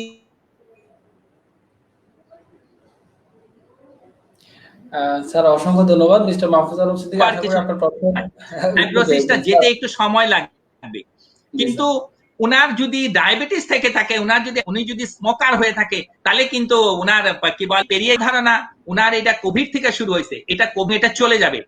chest tightness, shortness of breadth after Covid up to 1 ইয়ার, এটা খুব আনইউজুয়াল কিছু না, এটা আস্তে আস্তে কমতেই থাকবে। কিন্তু জিনিসটা যদি আস্তে আস্তে যদি বেড়ে যেতে থাকে, তাহলে কিন্তু এইচআরসিটি রিপিট করতে হবে, আমার ইসকেমিক হার্ট ডিজিজের সমস্ত কিছু এক্সক্লুড করে নিতে হবে। কিন্তু উনার ব্যাপারে আমার মনে হচ্ছে এটা একটা কোভিডেরই পোস্ট কোভিড কমপ্লিকেশন, এটা আস্তে আস্তে সেরে যাবে, কোনো চিকিৎসা দরকার নেই। স্যার উনি মানে ডিফিকাল্টি ইন ব্রিদিং এর কথা বলেছিলেন। স্যার আমরা পোস্ট কোভিড কমপ্লিকেশনে অনেক সময় দেখা যাচ্ছে যে বিভিন্ন মানুষের বিভিন্ন গবেষণা দেখা গেছে তাদের অর্গান ড্যামেজ হয়ে যাচ্ছে, অর্গান ফেলিওর হয়ে যাচ্ছে। তো এটা নিয়ে যদি স্যার কিছু বলতেন একবারে। অর্গান ফেলিওর সবার হবে না, কারণ একটা জিনিস, শুধু যে কোভিড এর কারণে অর্গান ফেলিওর হচ্ছে তা না, চিকিৎসার জন্যও কিন্তু আমরা যে সমস্ত দুটা ওষুধের কথা বলি, ওয়ান ইজ রেমডেসিভির আর একটা হলো টসিলোজোমাব, এই দুটা ওষুধের কিন্তু মানুষের শরীরের উপর অনেক হ্যাজার্ড আছে। আমি একটা ওষুধ বলতে চাই, আমাকে 10 দিন রেমডেসিভির দেওয়া হয়েছিল এবং আমার এসজিপিটি মানে লিভার ফাংশন টেস্ট আর ভালো হয় না, এটা প্রায় 3 থেকে 6 মাস লেগে গেল। আমার গত বছর মে মাসে আমার লিভার ফাংশন ইম্পেয়ার্ড হয়েছিল, আর আমার লিভার ফাংশন ভালো হয়েছে গত মাসে, তার মানে 1 বছর লাগলো এটা চলে যেত। অর্গান ফেইলুর না, এটা আস্তে আস্তে ইমপ্রুভই হতে থাকবে, যেটাই হোক না কেন ইমপ্রুভ হতে থাকবে। কিন্তু একটা জিনিস এখন ডেসক্রাইব হয়েছে যে ডাইলেটেড কার্ডিওমায়োপ্যাথি, মায়োকার্ডাইটিস এর কিছু কিছু পেশেন্ট মায়োকার্ডাইটিস হবে, তাদের হার্ট বড় হয়ে যাবে, সে আর পুরনো অবস্থায় ফিরে যাবে না, কিছু পার্সেন্টেজ। কারণ এটা কত পার্সেন্টেজ আলটিমেটলি কি বলে ডাইলেটেড কার্ডিওমায়োপ্যাথি হার্ট ফেলিউরে প্রেজেন্ট করবে, এটা তো আমরা এখনো বলতে পারি না, কারণ কোনো গাইডলাইন নাই, কোনো র্যান্ডমাইজ ট্রায়াল নাই। কিন্তু অলরেডি ডেসক্রাইব হয়ে গেছে যাদের হার্ট একেবারেই ভালো ছিল, তাদের করোনা হয়ে তাদের একটা অংশ ডাইলেটেড কার্ডিওমায়োপ্যাথি, তার মানে প্রগ্রেসিভ হার্ট ফেলিউরের দিকে যেতে যাচ্ছে। কত পার্সেন্ট যাচ্ছে, কত দিন লাগে, এটা এখনো is not well clarified. Second thing, যাদের লাংস অনেক ড্যামেজ হয়ে গেছে, মনে করেন যেমন আমার 94% লাংসের ইনভলভমেন্ট ছিল কি বলে এইচআরসিটি, তাই না? আমি আইসিইউতে ছিলাম টোটালি 26 দিন, আমি এনআইবি লাইফ সাপোর্টে ছিলাম, আমি নিজে ছিলাম 7 দিন, আমি 5 দিন অজ্ঞান ছিলাম। এখন প্রবলেম হলো যে আমি এই যে লাংসের যে ইনভলভমেন্ট হলো, এই ইনভলভমেন্টের থেকে আমার ফাইব্রোসিস হবে কি হবে না। আমি এমনই আনফরচুনেট যে আমি যখন করোনা হয়েছে গত মে মাসে, তখন কিন্তু পালফিপ্রো নামে কোনো ওষুধ পৃথিবীতে ছিল না, মানে আমাদের দেশে ছিল না, আমরাও ইউজ করতাম না, আমাদের ডাক্তার, আমি কিন্তু সেটা খাইও না।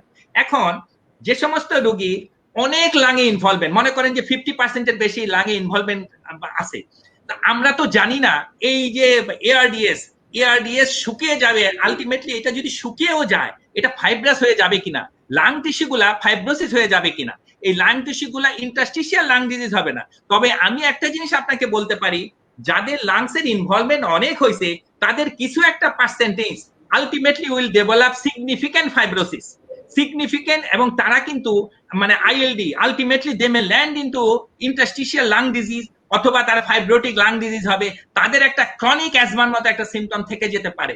কিন্তু এখন পর্যন্ত যেহেতু আমাদের কোনো ওয়েল র্যান্ডমাইজ ট্রায়াল হয়নি, মাত্র 1 বছরের একটা অসুখ, 1.5 বছরের একটা অসুখ, এটার ভিতরে কি করে আমরা লং টার্ম প্রগনোসিস জাজ করব?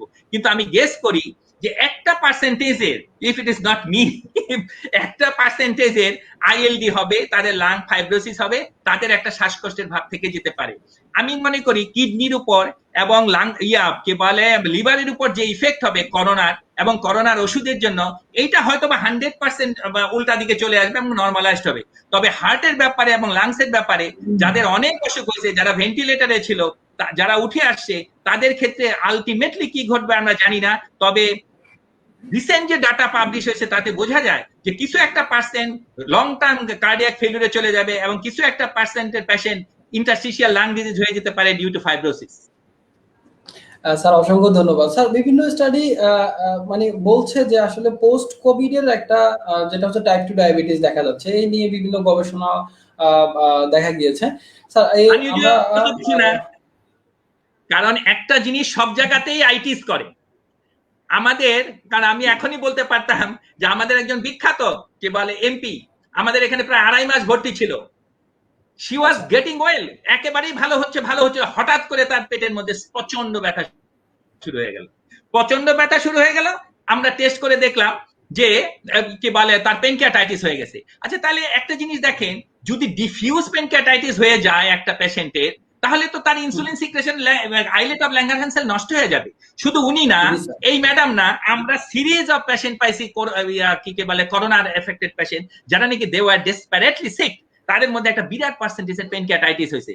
এবং যদি রিভিল পেনকিয়াটাইটিসই হয় এতজন, তাইলে স্যাটল পেনকিয়াটাইটিস কতজন হয়েছে? তাহলে লো গ্রেড ইনফ্লামেশন তো পেনক্রিয়াসে হয়েছে, তাই না? তাহলে তাদেরকে তো আইলেট অফ ল্যাঙ্গারহ্যান্স, এখান থেকে আমাদের ইনসুলিন আছে, সেটা নষ্ট হয়ে যাবে। একটা জিনিস কি, ভাইরাস ক্যান প্রডিউস কি বলে আইটিস, তার মানে সব জায়গাতেই সে ইনফ্লামেটরি সিস্টেম, যে নাকি লাঙে পারে, যে নাকি লিভারে পারে, যে নাকি হার্টে পারে, সে কেন পেনক্রিয়াসে পারবে না? সুতরাং টাইপ 2 ডায়াবেটিস হইতেই পারে, এটা তো আনইউজুয়াল কিছু না। আরেকটা জিনিস মানে ক্রনিক পেনকিয়াটাইটিস যারা থাকে, পেনক্রিয়াসে যাদের অসুখ থাকে, তাদের ডায়াবেটিস এমনিই থাকে। স্যার অসংখ্য ধন্যবাদ। স্যার আমরা আরেকটা প্রশ্নে যাই। অলিউল্লাহ অলি তিনি লিখেছেন, স্যার কাছে আমার প্রশ্ন, what is thrombus and its treatment? অবশ্যই স্যার সংক্ষেপে আপনার, আমি অলরেডি একটু বলে ফেলছি। থ্রম্বাস কিন্তু থ্রম্বাসের বাংলা হলো একেবারে রক্ত জমাট বেঁধে যাওয়ার, কোনো কথা নেই। আচ্ছা, থ্রম্বাস, এই থ্রম্বাস আবার 2 রকম আছে, রেড থ্রম্বাস আর হোয়াইট থ্রম্বাস। আমি ওর ভিতরে যাচ্ছি না। এই থ্রম্বোসিসটা কেমনে হয়? রক্তের মধ্যে 3 রকমের কণিকা আছে, শ্বেত কণিকা, লোহিত কণিকা আর অনুচক্রিকা। অনুচক্রিকা গুলা যখন নাকি ফাইব্রোজেনেজের ম্যাশ দিয়া জটিল করে একটা দলার মতো সৃষ্টি করে, সেটার নাম হলো থ্রম্বাস। এই থ্রম্বাস আপনি চিন্তা করেন, আপনি যদি একটা নালীর ভিতরে, একটা পাইপের ভিতরে যদি একটা টুয়ালে ঢুকে দেন, তাহলে কি ওখান দিয়ে জল যাবে? যাবে না, পানি যাবে না।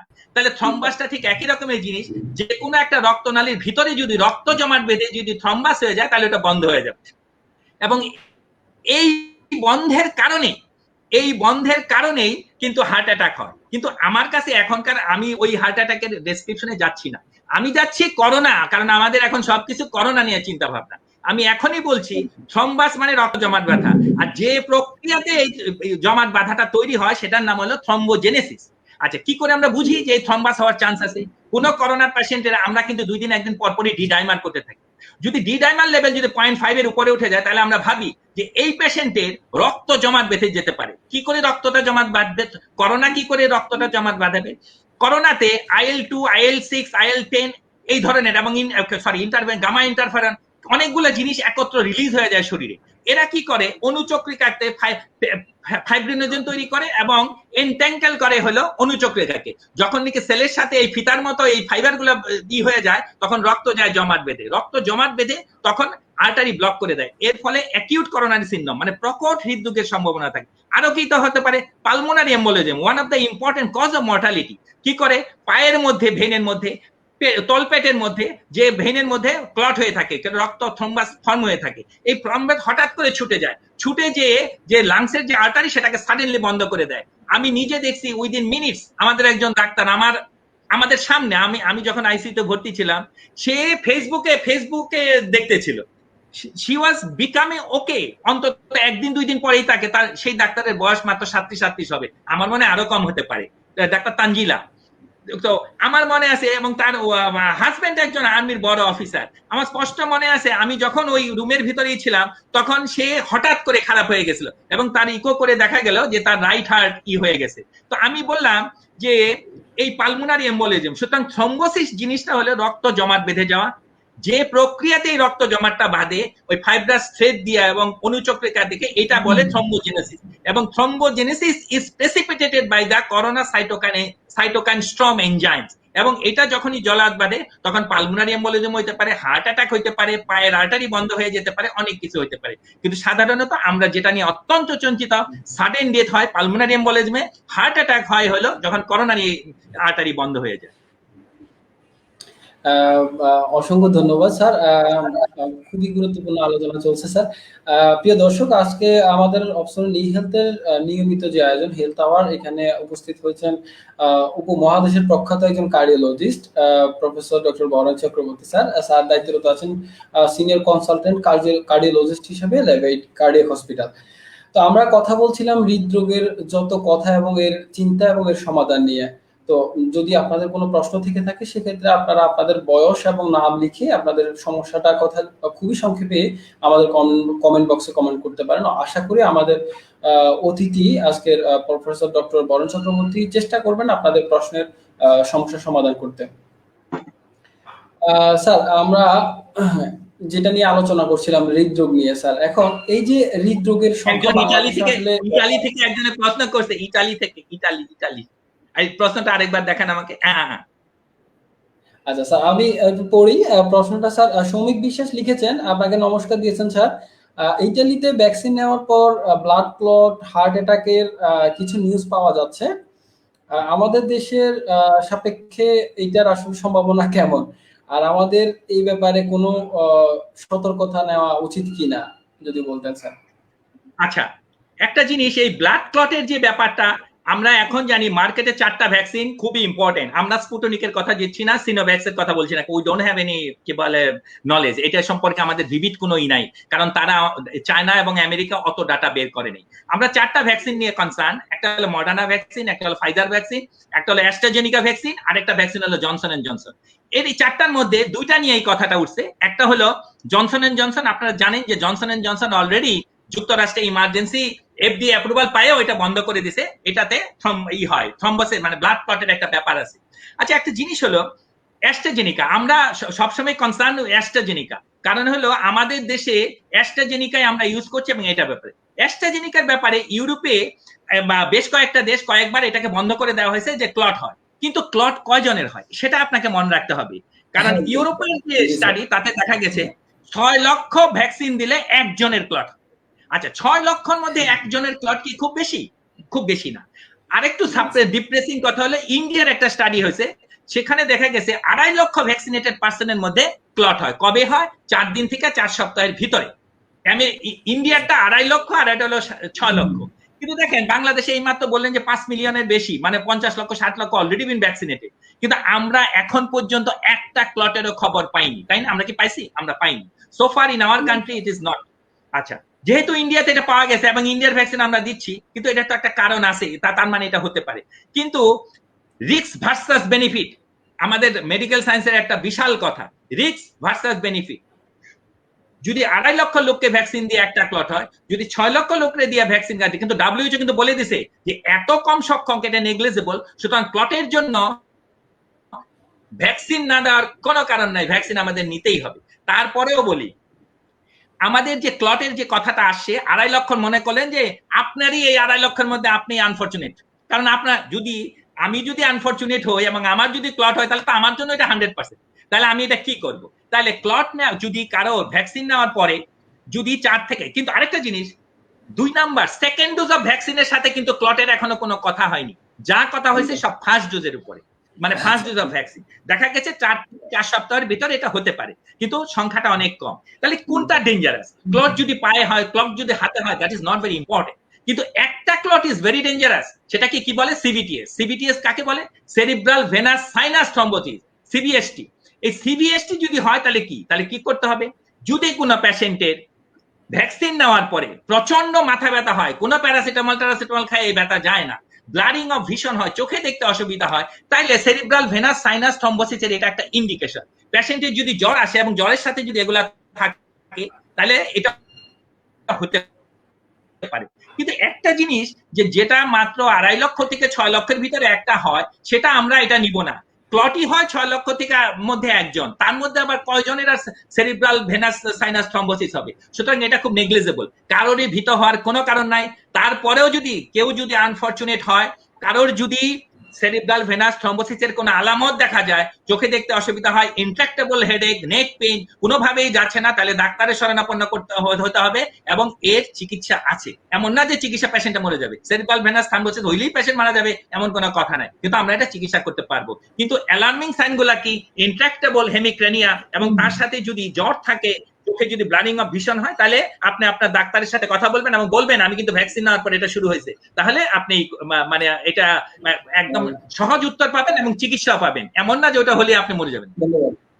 জি স্যার, স্যার অসংখ্য ধন্যবাদ এত সহজ করে বলার জন্য। আসলে স্যার যেটা বলা হচ্ছে যে এই যে আপনি যেটা বলছেন 6 লক্ষ পেশেন্টের মধ্যে একজনের হচ্ছে, এটা স্যার খুবই নেগলিজেবল অ্যামাউন্ট, এবং যেটা বিভিন্ন গবেষণা বলছে যে আসলে স্মোকিং যদি আমরা করি সেক্ষেত্রে এই ব্লাড ক্লটিং এর প্রবণতাটা অনেক বেড়ে যাচ্ছে শুধুমাত্র এটার সাথে কম্পেয়ার করে। মেয়েদের মধ্যেও তো যে সেক্ষেত্রে সমস্ত মেয়েরা কন্ট্রাসেপটিভ পিল খায় তাদের মধ্যে, এবং একদম এটা স্যার, জি স্যার। সাধারণত মেয়েদের মধ্যে বেশি দেয় সামহাউ। আরেকটা জিনিস আমি বলি, বিদেশে কিন্তু ছেলেদের চেয়ে মেয়েরাই বেশি সিগারেট খায়, বুঝতে পারছেন? আপনি দেখেন, আপনি যদি বিদেশে যান, আপনি ইউরোপের যে কোনো ডেস্টিনেশনে তাকান, কয়টা ছেলের হাতে সিগারেট আর কয়টা মেয়ের হাতে সিগারেট, বুঝতে পারছেন? তো একদম এই জন্য স্যার, আমি জি বলি স্যার। ডেফিনেটলি মেয়েদের মধ্যে এটা বেশি হয়েছে। কেন যেন বলা হয়েছে যে contraceptive may have a role. জি স্যার। অসংখ্য ধন্যবাদ স্যার। আমাদের অনেকগুলো প্রশ্ন এসেছে, আমাদের অনুষ্ঠানের খুব বেশি সময় বাকি নাই, আমাদের অনেকগুলো প্রশ্ন হাতে আছে। স্যার একজন প্রশ্ন করেছেন এবি রহমান রনি, তিনি লিখেছেন স্যার খুব ভালো লাগছে আপনাকে দেখে। স্যার যেসব হৃদরোগী করোনা আক্রান্ত হচ্ছেন তাদের জন্য যদি কোনো দিক নির্দেশনা থাকে প্লিজ জানাবেন। স্যার আমরা আসলে আমাকে এই যদি প্রশ্নটা স্যার জি স্যার, বিভিন্ন গবেষণায় দেখা যাচ্ছে যে সকল পেশেন্ট হৃদরোগে আক্রান্ত তারা যদি করোনা আক্রান্ত হয় তাদের ক্ষেত্রে মর্টালিটি রেটটা অনেক বেশি সাধারণ মানুষের তুলনায়। তো সেক্ষেত্রে আপনার দিক নির্দেশনা স্যার আশা করছি। এই কথাটা আমি আরেকটা জিনিস বলি, হৃদরোগের 2 রকম, যে কারোর হৃদরোগের করোনা হইলে তার চিকিৎসায় কোনো চেঞ্জ হবে কিনা, একটা ইম্পর্টেন্ট কোশ্চেন। যে একদম, জি স্যার। একটা লোক যার স্টেন্ট লাগানো আছে, বাইপাস করা আছে, সে তার এখন করোনা হয়েছে, তাহলে সে কি তার ওষুধ বন্ধ করে দিবে? মোটেই না, মোটেই না। একটা জিনিস মনে রাখবেন, আপনি যদি হৃদরোগে আক্রান্ত হন, আপনার যদি স্টেন্ট লাগানো থাকে, আপনার যদি বাইপাস করা থাকে, আপনার কার্ডিওলজি যে সমস্ত ওষুধ দিছে সব ওষুধ চলবে, কোনো ওষুধ বন্ধ হবে না।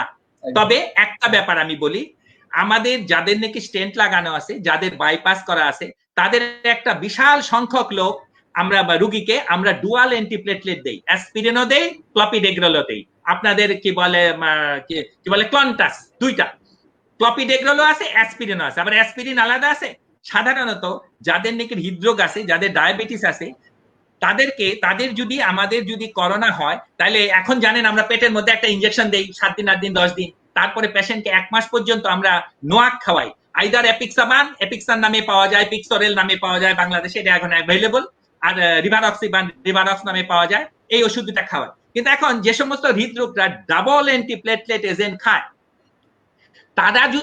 তাদেরকে যদি এপিক্সান এবং রিভারক্স যোগ দেন, তাহলে কিন্তু 3টা হয়ে গেল, তাহলে কিন্তু ব্লিডিং হওয়ার চান্সটা বেড়ে যায়।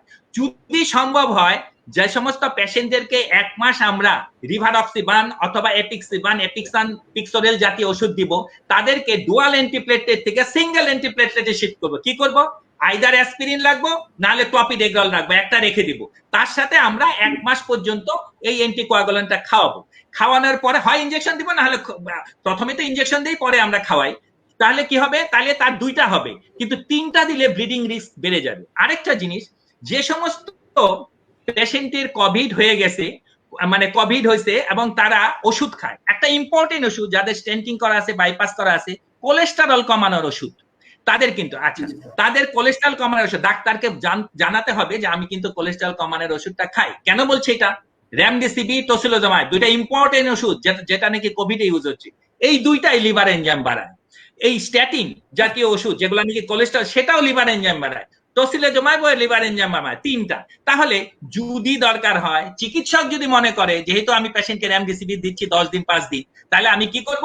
স্ট্যাটিনটা, কারণ এটা তো অ্যাকিউট চিকিৎসা না, তাহলে কোলেস্টেরল ওষুধটা আমি 10 দিন 20 দিন বন্ধ রেখে দেবো, তাতে কিছু যায় আসে না। কিন্তু রোগীর জানতে হবে, ডাক্তারের জানতে হবে এটা খান। মানে মূল কথা হলো, হৃদরোগীদের যে চিকিৎসা, নর্মাল যে চিকিৎসা, সেটা করোনার সাইড বাই সাইড যাবে, বন্ধ হবে না। বন্ধ হবে ডাক্তারের কনসেন্ট নিয়ে। কি কি বন্ধ হইতে পারে আমি বলে দিলাম, যে ডুয়াল অ্যান্টিপ্লেটলেট থাকলে ওটা সিঙ্গেল করতে হবে যদি পেশেন্টকে আরেকটা জিনিস দেওয়া যায়, কারণ ট্রিপল যদি দেওয়া যায় তাহলে পেশেন্টের ব্লিডিং রিস্ক বেড়ে যেতে পারে। আরেকটা জিনিস আমি বলবো, যে হৃদরোগের যে চিকিৎসা, হৃদরোগের যে সমস্ত পেশেন্টের করোনা হয়েছে এবং হৃদরোগ আছে, তাদের মধ্যে মৃত্যু হার বেশি। কাদের বেশি? আনকন্ট্রোল যদি হাইপারটেনশন থাকে তাদের মধ্যে মৃত্যু হার বেশি।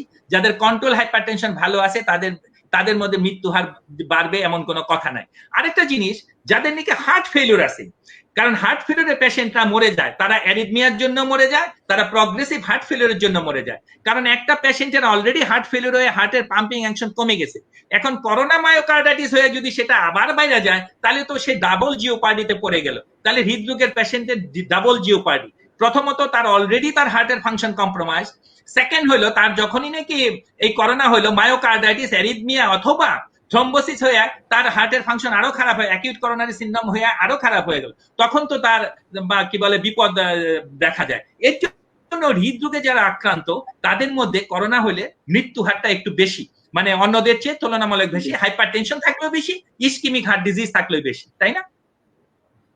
জি স্যার, অসংখ্য ধন্যবাদ। আশা করি দর্শক এবি রহমান রনি অবশ্যই আপনার প্রশ্নের উত্তর পেয়েছেন। অবশ্যই স্যার, সেক্ষেত্রে আমরা এটাই বলতে পারি, কনক্লুশনে আসতে পারি যে যাদের হার্ট ডিজিজ আছে তাদেরকে অবশ্যই সতর্কতা অবলম্বন করতে হবে। সরকারি নির্দেশনা, ওষুধ বন্ধ করা যাবে না, ওষুধ চলবে, ওষুধ চলবে, ওষুধ চলবে অবশ্যই। স্যার এটার সাথে লিংক আপ করে স্যার আরেকটা প্রশ্ন আমরা নিয়ে নিই, ছোট্ট একটা প্রশ্ন। স্যার রোটারিয়ান এমডি কুতুবুজ্জামান লিখেছেন, আমাদের নিয়মিত দর্শক, স্যার একজন রোগীর স্টেন্টিং করতে হবে, এমন অবস্থায় তার কোভিডও পজিটিভ পাওয়া গেল, এক্ষেত্রে তার ট্রিটমেন্ট কিভাবে শুরু হবে স্যার? এটা খুব সহজ প্রশ্ন। স্টেন্টিং হবে না, এখন স্টেন্টিং হবে না। কোভিড যখন সে নেগেটিভ হবে তখন তার স্টেন্টিং হবে। একটা জিনিস মনে রাখবেন কুতুবুজ্জামান সাহেব, স্টেন্টিং, আপনি যে স্টেন্টিং এর কথা বলছেন, this is elective stenting. Stenting আমাদের 2 রকম, একটা হলো অ্যাকিউট স্টেন্টিং, যেটা আমরা প্রকট হার্ট অ্যাটাকে করি। এখন কিন্তু বাংলাদেশে প্রাইমারি পিটিসি এর সংখ্যা সাংঘাতিক ভাবে কমে গেছে, এমন ভাবে কমছে প্রায়, মানে আগে যেটা মানে 90% কমে গেছে। আচ্ছা, আগে যেটা আমরা আমাদের ল্যাবেড হাসপাতালে প্রাইমারি পিটিসি আমরা সারা দিন রাতি করতাম, কিন্তু এখন এটা কমে গেছে। এটা সারা পৃথিবীর সিনারিও, এটা শুধু বাংলাদেশে না। আপনি যে স্টেন্টিং এর কথা বলছেন সেটা হলো ইলেকটিভ স্টেন্টিং। এই পেশেন্ট ওষুধ খাবে, এই পেশেন্টের হৃদরোগের যা যা ওষুধ আছে, এমন না যে স্টেন্টিং এখনই করতে হবে। ইলেকটিভ স্টেন্টিং দেরি করলেও হবে। এই পেশেন্টের করোনা ভালো হবে, করোনা নেগেটিভ হবে, সে সার্টিফিকেট আনবে, তারপরে যে ডাক্তার চিকিৎসা করে সে স্টেন্ট লাগিয়ে দিবে। কিন্তু স্টেন্ট লাগানো না পর্যন্ত, করোনা নেগেটিভ না আনা পর্যন্ত এই পেশেন্টকে সাধারণত ওষুধ খেয়ে থাকবে, এই ওষুধে কিছু হবে না। এখন যদি আপনি জোর করে আমাকে বলেন কেন করোনা পজিটিভ পেশেন্টের হার্ট অ্যাটাক হয়েছে, আপনি কি স্টেন্ট লাগাইবেন না? 100 বার লাগাবো। কেন, কখন লাগাবো? তাহলে কখন আমরা লাগাতে পারবো? এইরকম ডেডিকেটেড ক্যাথ ল্যাব লাগবে, যে ক্যাথ ল্যাবে শুধু করোনা পজিটিভই ঢোকে। কিন্তু বাংলাদেশে আমাদের ক্যাথ ল্যাবের সংখ্যা খুব বেশি না। আমাদের হাসপাতালের কথাই বলি, আমাদের 2টা ক্যাথ ল্যাব, সুতরাং একটা ক্যাথ ল্যাব যদি করোনা রোগীর জন্য আমরা রেখে দিই তাহলে তো একটা ঝামেলা, তাহলে আমাদের এত কেস আমরা করবো কি করে? এর জন্য আমরা নিয়ম করে ফেলছি, করোনা নেগেটিভ কেসগুলো আমরা ক্যাথ ল্যাবে নেই, পজিটিভ হলে আমরা নেই না। পজিটিভ গুলাকে আমরা মেডিসিন দিয়ে চিকিৎসা করব, যখন সে নেগেটিভ হবে তখন আমরা স্টেন্টিং লাগাবো। কিন্তু বড় মনে করেন গভর্নমেন্ট লেভেলে যদি যাদের নাকি 20টা কি বলে 5টা 10টা করে ক্যাথল্যাব আছে, তারা অন্তত পক্ষে একটা ক্যাথল্যাবে ডেডিকেটেড করে দিতে পারে যে এই ক্যাথল্যাবটা একেবারেই করোনার জন্য, শুধু করোনা রোগীর জন্যই হবে, অন্য কিছু না। যেমনটা হয়েছে ডায়ালাইসিসের ক্ষেত্রে, বড় বড় হাসপাতাল গুলাতে করোনা রোগী ডায়ালাইসিসের জন্য মেরে মরে যাবে, তাদের জন্য আলাদা একদম করোনা ডায়ালাইসিস মেশিন করতে পারে, কিন্তু ডায়ালাইসিসের মেশিনের দাম আর ক্যাথল্যাবের দাম তো এক না। সুতরাং 20 কোটি টাকা একটা জিনিস তো আর ওইভাবে বক্ত হয়ে থাকতে পারে না। এর জন্য সাধারণত আমরা অ্যাকিউট কেসে, প্রকট কেসে এখন আমরা স্টেন্টিংটা প্রায় বন্ধের মতো অবস্থা, আবার অবস্থার উন্নতি হলে আমরা চলে যাব। কিন্তু মানে কুতুবুদ্দিন সাহেব যেটা আমাকে বলছেন, এই পেশেন্টের ওষুধ দিয়ে চিকিৎসা হবে,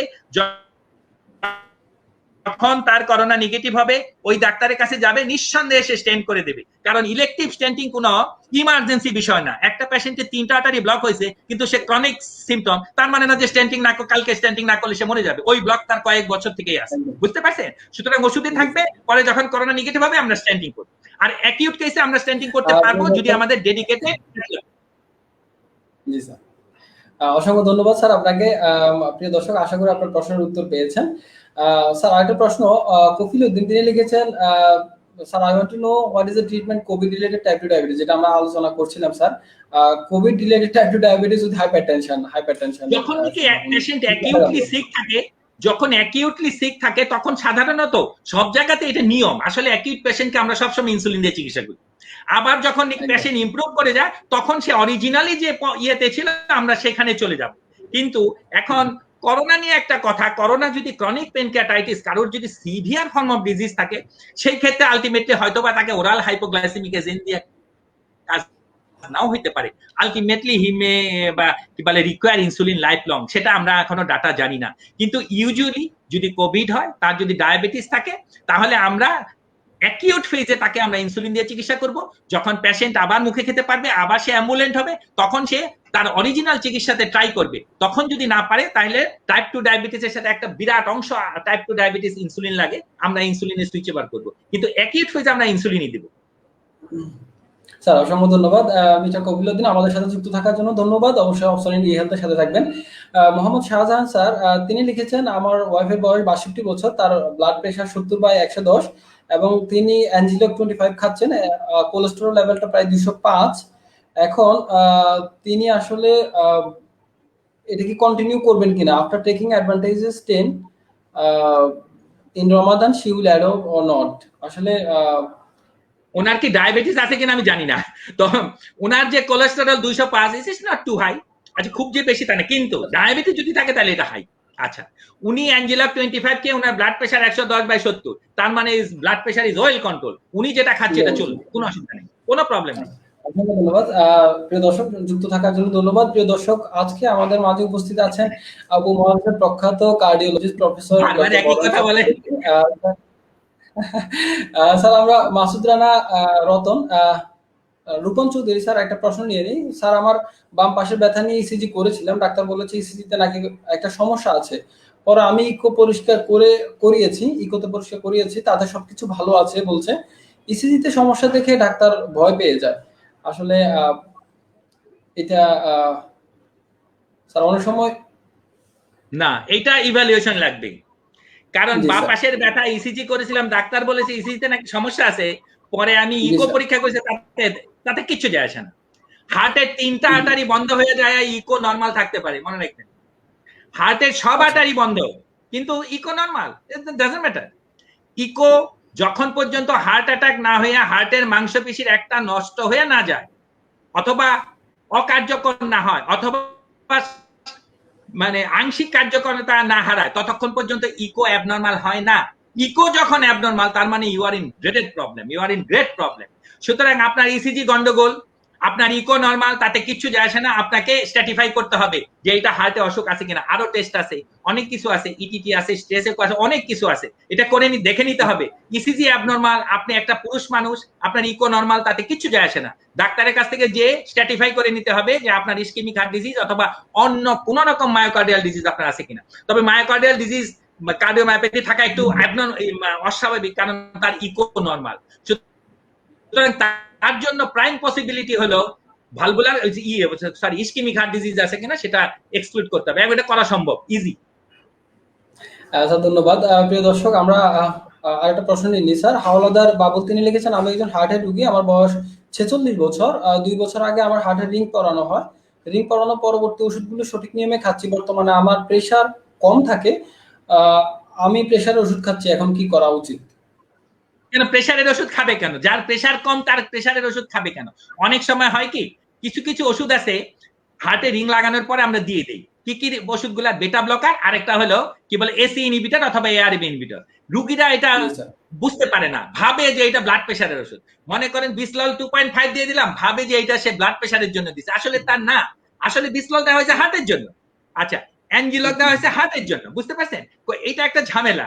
কিন্তু আমি জানি না ওনার ব্লাড প্রেশারের লেভেলটা কত। উনি যদি লিখে দিত যে আমার ব্লাড প্রেশার এত থাকে, তাহলে আমি হয়তো বলতাম যে ওই ওষুধটা একটু কমিয়ে দেন। ব্লাড প্রেশারের ওষুধের নাম তো উনি একটাও লেখেন। উনি বর্তমানে আমার প্রেশার কম থাকে, আমি প্রেশারের ওষুধ খাচ্ছি। আমি জানি না উনি কি ওইটাই ভাবছে নাকি যে কোনো কম ডোজে বেটা ব্লকার এটা ব্লাড প্রেশারের জন্য দেওয়া হয় না, কম ডোজে এসি এআরবি ইনহিবিটর এটাও ব্লাড প্রেশারের জন্য দেওয়া হয় না, এটা আপনার হার্টের জন্য দরকার, এবং বেসিক্যালি রিং পরানো রোগীদের জন্য আরো বেশি দরকার। সুতরাং প্রেশারটা কত থাকে লেখা হয় নাই আসলে। জি স্যার। স্যার অসংখ্য ধন্যবাদ।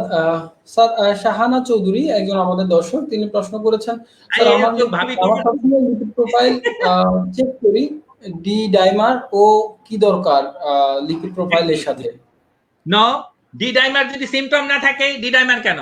ডি ডাইমার আমরা করব না, মোটেই করব না।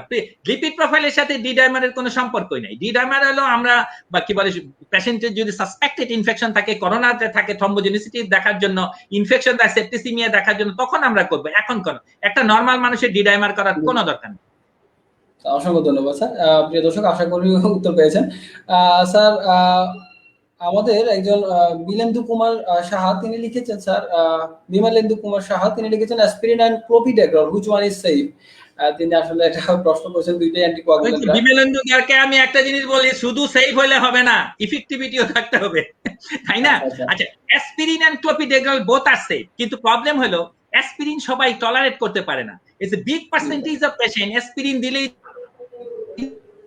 তাদের বুক জ্বলায়,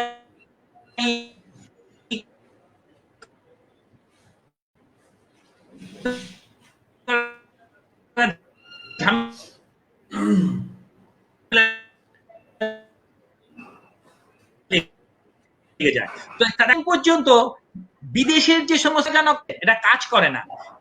সুতরাং কিন্তু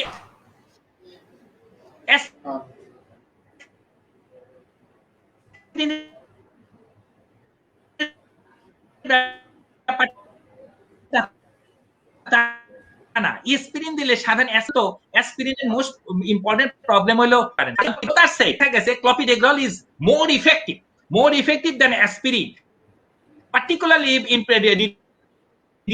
reducing the cerebral shock. কিন্তু এমনিতে দুইটাই সেফ। যদি অ্যাসপিরিন কেউ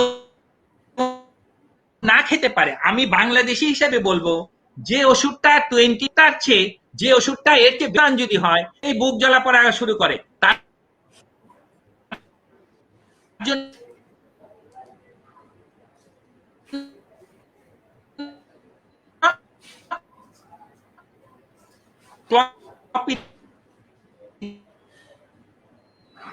ক্লোপিডেগ্রল is a valid alternative.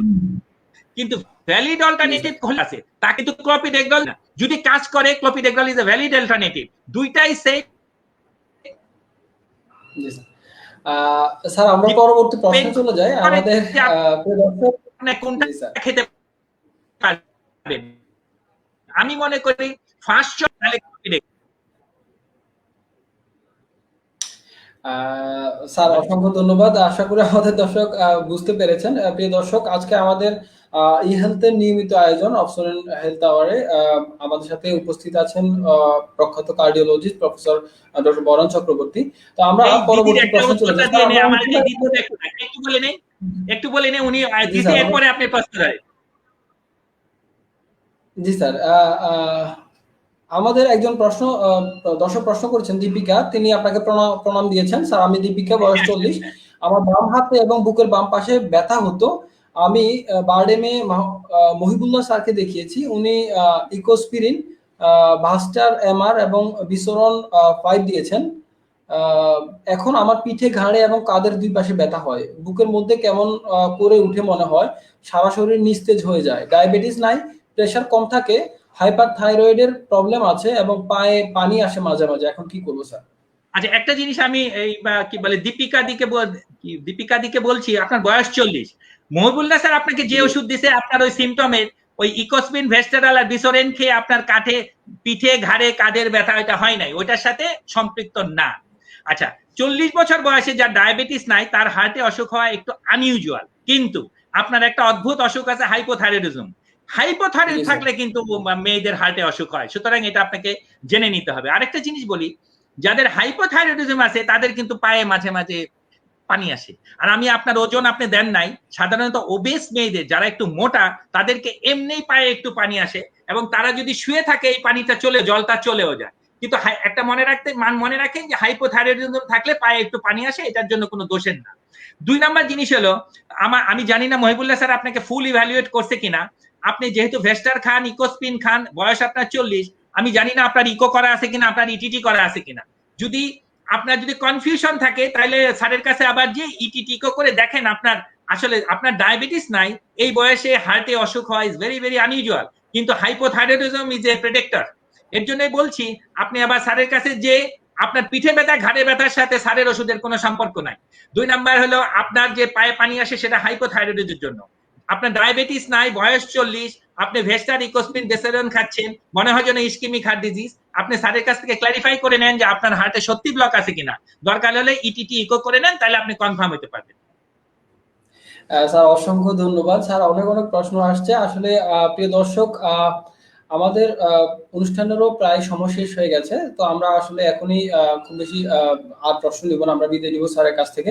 Sir, optional ই হেলথের নিয়মিত আয়োজনে আপনাকে পেয়ে আমরা অসংখ্য কৃতজ্ঞতা বোধ প্রকাশ করছি আপনার প্রতি, অপশনাল ফ্যামিলির পক্ষ থেকে। স্যার, আমরা শেষে একটা আমার প্রশ্ন ছিল পার্সোনাল, যেটা হচ্ছে স্যার, আমরা যে হৃদরোগ নিয়ে এত বেশি কথা বলছি, এই হৃদরোগটা কি আসলে জেনেটিক্যাল একটা ডিসঅর্ডার? আমরা দেখা যাচ্ছে যে বিভিন্ন গবেষণা বলছে যে আবার মহিলাদের ক্ষেত্রে হৃদরোগের প্রবণতাটা কম মেইলদের তুলনায়। তো এটা কেন হচ্ছে স্যার, যদি একটু সংক্ষেপে বুঝিয়ে বলতেন স্যার। এটা খুবই কি বলে বিশাল কোশ্চেন, তবে খুব সহজও। একটা সময় বলা হতো, আপনি জেনেটিক কথাটা তুলছেন এর জন্য, একটা সময় বলা হতো যে স্ক্যান্ডিনেভিয়ান কান্ট্রি, ফিনল্যান্ড, একটা ইংরেজিতে কথা ছিল যে Finnish people are finished by heart disease, মানে ফিনিশ পিপুল হইলে ওর হার্টে অসুখ হবে, বুঝতে পারছেন? কিন্তু এই জিনিসটা প্যারাডিম শিফটেড, মানে গতি প্রকৃতি রোগের বদলে গেছে। এখন বলা হয়, আপনি আমি হঠাৎ করে বললেন, এই দীর্ঘদিন পরে আমার এই কথাটা মনে করলো, সানিয়া নিস্তার নামে একজন বিখ্যাত কার্ডিওলজিস্ট আছে কানাডাতে, উনি সেলিম ইউসুফের সাথে কাজ করেন, দুইজনই পৃথিবীর সেরা কার্ডিওলজি। এই সানিয়া নিস্তারের একটা ইম্পর্টেন্ট আর্টিকেল আছে, শায়ারের স্টাডি। সে প্রমাণ করে দিছে যে কানাডাতে যারা immigrant, those who are from India, Bangladesh এবং পাকিস্তান, এই স্টাডিটার নাম SHARA, আপনারা ইচ্ছা করলে দেখে নিতে পারেন। এই স্টাডিতে দেখা গেছে যারা নাকি সাউথ এশিয়ান ইমিগ্রেন্ট, তাদের মধ্যে করোনারি আর্টারি ডিজিজের ইনসিডেন্ট সবচেয়ে বেশি। এবং এদের কি এদের সিনারিওটা কি, এটা জেনেটিক ব্যাকগ্রাউন্ডটা কি, তারা কম বয়সে হার্ট অ্যাটাকে আক্রান্ত হয়, তাদের মধ্যে ইনসুলিন রেজিস্ট্যান্স থাকে, তাদের মধ্যে স্মোকিং এর হার বেশি, তারা প্রথম হার্ট অ্যাটাকে তাদের মৃত্যু হার বেশি, এবং তাদের মধ্যে ডিফিউজ এবং ট্রিপল ভেসেল ডিজিজের সংখ্যা বেশি। সুতরাং একটা জেনেটিক ব্যাকগ্রাউন্ড আছে। এটা এক্সপ্লেন করার জন্য যেটা নাকি ইম্পর্টেন্ট, সবচেয়ে ইম্পর্টেন্ট, সেটা হলো যে রিলেটিভ ইনসুলিন রেজিস্ট্যান্ট, এই একটা টার্ম খুবই ইম্পর্টেন্ট, জেনেটিক ব্যাকগ্রাউন্ড। আরেকটা জিনিস হলো যে মেয়েদের কথা বলছেন, আমি জেনেটিক জিনিসটা আমি প্রথম ক্লারিফাই করলাম। মেয়েদের মধ্যে একটা জিনিস মনে রাখবেন, মেয়েদের মাসিক বন্ধ হয়ে না যাওয়া পর্যন্ত, যতক্ষণ পর্যন্ত তাদের মেনোপজ না হচ্ছে, তার মানে আপনি ধরেন অ্যারাউন্ড 45 to 55 এজ ধরেন, 50 ধরেন আপনি গড়ে, এই কম বয়সে যাদের ডায়াবেটিস নাই তাদের মধ্যে ইস্কিমিক হার্ট ডিজিজে আক্রান্ত হওয়ার সংখ্যা অত্যন্ত কম। হয় না এমন না, আক্রান্ত হওয়ার সংখ্যা কমে। কি করে হয় এটা? কি করে হয়? মেয়েদের যে sex hormone, this is protective against the ischaemic heart disease until and unless she has got diabetes mellitus. If she has got diabetes mellitus, the scenario is totally different. সুতরাং যদি কোনো মেয়ে ডায়াবেটিস না থেকে থাকে, শুধুমাত্র ডায়াবেটিস, হাইপারটেনশন তেমন কিছু না, যদি ডায়াবেটিস না থাকে মেনোপোজের আগ পর্যন্ত তাদের সেক্স হরমোন গুলা তাদেরকে করোনারি মানে হার্টের ভিতরে ক্লট হইতে করোনারি আর্টারির ভিতরে রক্ত জমাট বাঁধতে, আমি সহজ কথা বললাম, রক্ত জমাট বাঁধতে বাধা দেয়। এর জন্য মেয়েদের মধ্যে মেনোপোজের আগ পর্যন্ত মানে মাসিক বন্ধ হওয়ার আগ পর্যন্ত হার্ট অ্যাটাক, ইসকেমিক হার্ট ডিজিজের সংখ্যা বেশি। কিন্তু যেই মেনোপোজ হয়ে গেল তাদের কিন্তু আস্তে আস্তে আস্তে কিন্তু দে ক্যাচ আপ দা কি বলে মেল, আলটিমেটলি অ্যারাউন্ড 60-70 দুইটা মেল এবং ফিমেল একই হয়ে যায়। তার মানে মেয়েদের মধ্যে heart attack, ischaemic heart disease rate কম এটা কিন্তু বলা যাবে না।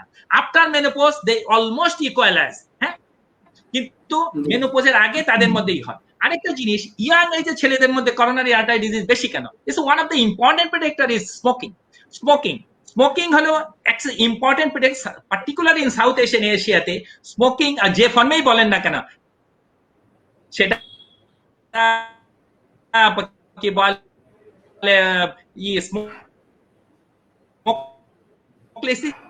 স্মোক হোক, সেটা ই সিগারেটই হোক,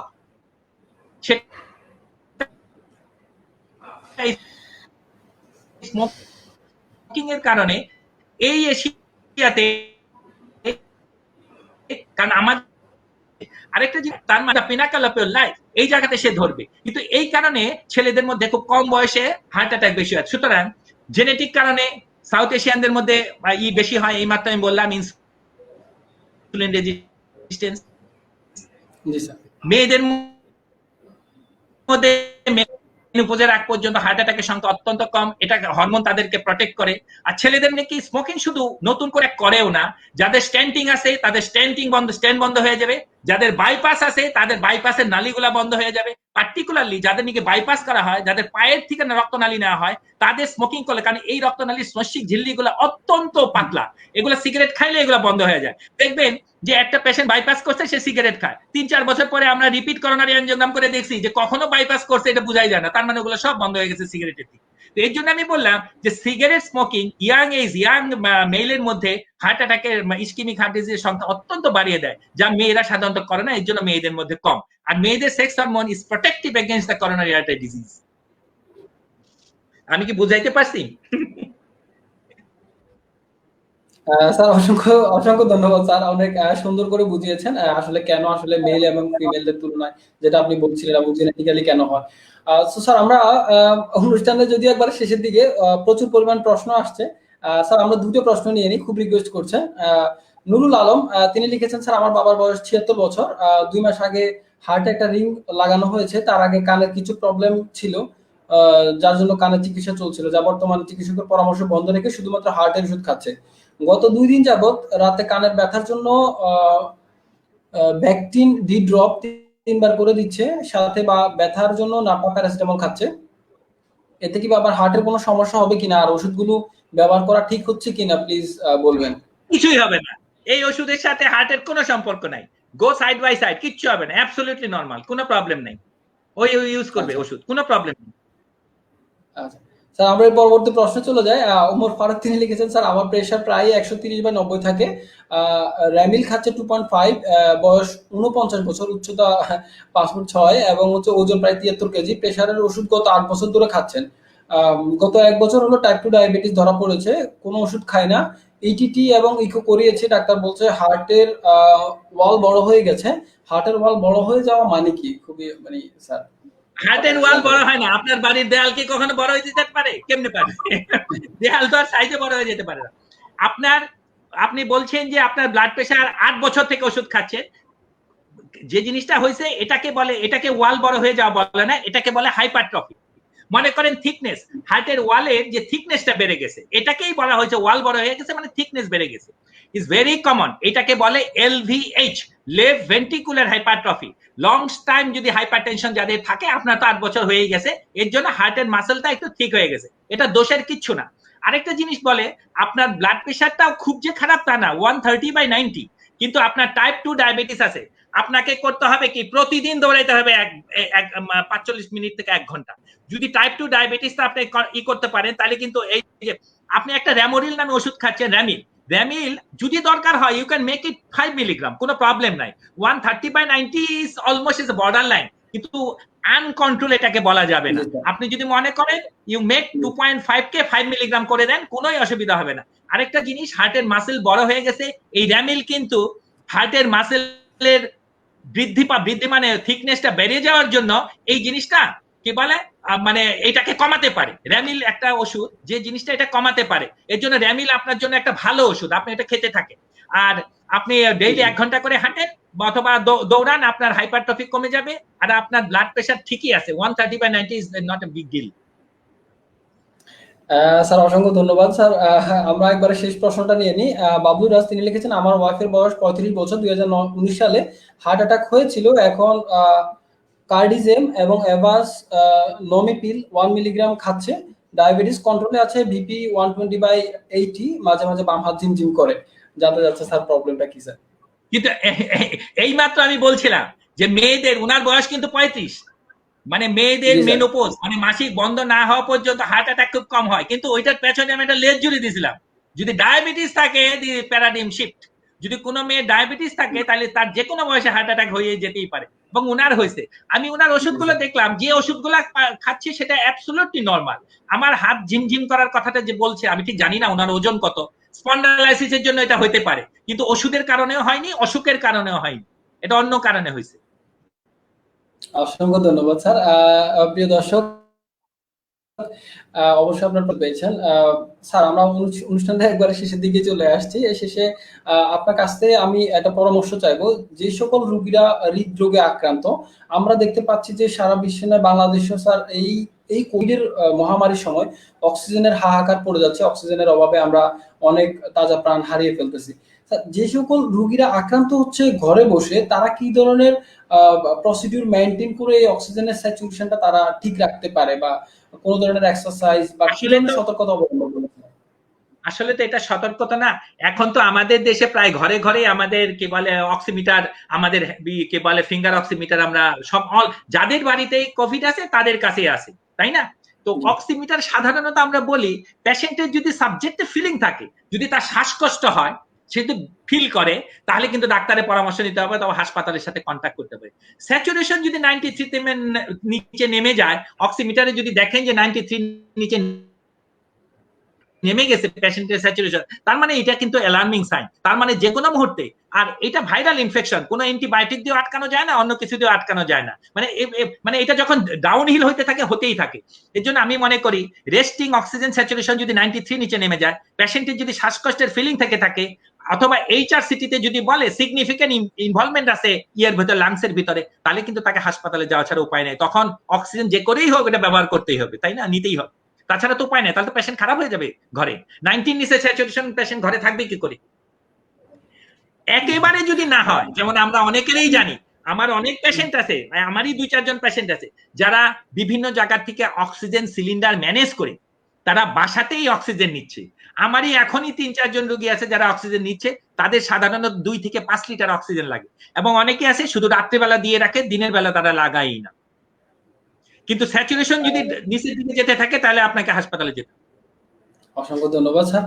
অবশ্যই আমরা আশা করি কোনো একটা প্রাণও চলে যাবে না অক্সিজেনের জন্য, যেটা আসলে আমরা অবশ্যই গাইডলাইনগুলো মেনে চলবো, সরকারি নির্দেশনা মেনে চলবো, আমরা ঘন ঘন হাত দেবো, ফেস মাস্ক ইউজ করবো, এবং হচ্ছে সোশ্যাল ডিস্টেন্সিং যেটার কথা বলা হচ্ছে সেটা অবশ্যই মেনে চলবো।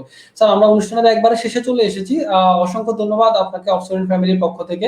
প্রিয় দর্শক, আজকে আমাদের আলোচনার বিষয়বস্তু ছিল হৃদরোগ নিয়ে যত চিন্তা এবং এর সমাধান। আপনাদের অসংখ্য প্রশ্ন ছিল, আমরা সব প্রশ্নের উত্তর আসলে সময় স্বল্পতার কারণে নিতে পারি নাই। আজকে আমাদের মাঝে উপস্থিত ছিলেন উপমহাদেশের প্রখ্যাত cardiologist professor doctor Baren Chakraborty sir, দায়িত্বরত আছেন সিনিয়র কনসালটেন্ট কার্ডিওলজিস্ট হিসেবে ল্যাবেট কার্ডিয়াক হসপিটাল। স্যার অক্সিজেনের পক্ষ থেকে অসংখ্য ধন্যবাদ আমাদের মাঝে উপস্থিত হওয়ার জন্য, আমাদের দর্শকদের পক্ষ থেকে অসংখ্য ধন্যবাদ আপনাকে স্যার। স্যার এই বলে আমরা আজকের মতো আমাদের অনুষ্ঠান শেষ করছি স্যার, অসংখ্য ধন্যবাদ। ধন্যবাদ আপনাকে। ওকে, ধন্যবাদ। ওকে, ফাইন। আসসালামু আলাইকুম।